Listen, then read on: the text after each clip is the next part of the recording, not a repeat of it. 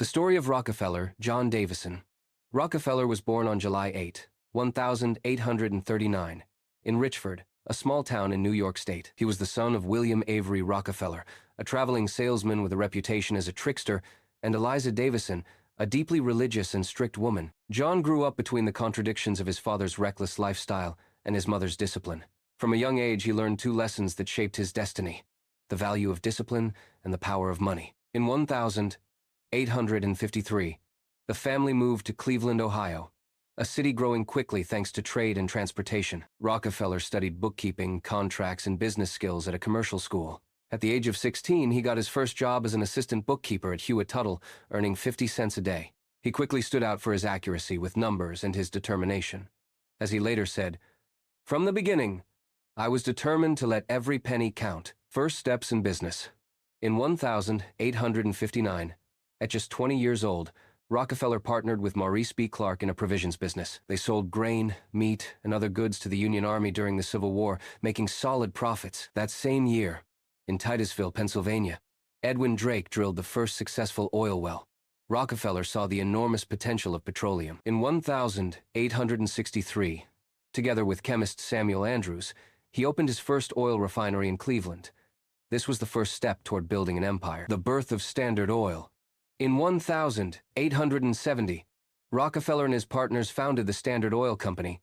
With an initial capital of $1 million, a huge sum at the time, his strategy was clear and relentless: cut costs, reinvest profits, and eliminate competition. He focused on efficiency and total control of the business. His methods included vertical integration, controlling every step from extraction to distribution; secret deals with railroads, obtaining rebates to transport oil cheaper than rivals; buying competitors, often absorbing them by offering Standard Oil stock instead of fighting them.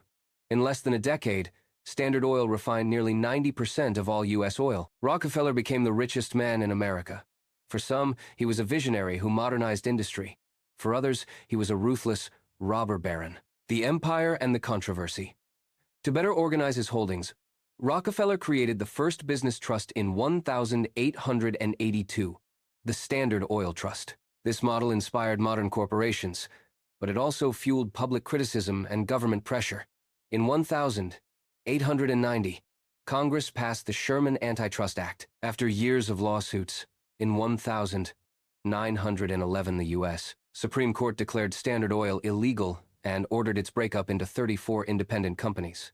Ironically, this made Rockefeller even richer, since he owned shares in all the new companies. Some of today's giants, like Exxon, Chevron, and Mobil, are direct descendants of his empire. The man behind the fortune.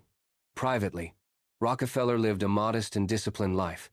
He married Laura Spellman in 1864, and together they had 5 children. A devout Baptist, he avoided alcohol, followed strict routines, and believed strongly in tithing, giving 10% of his income to the church. After retiring in 1897, he turned to philanthropy.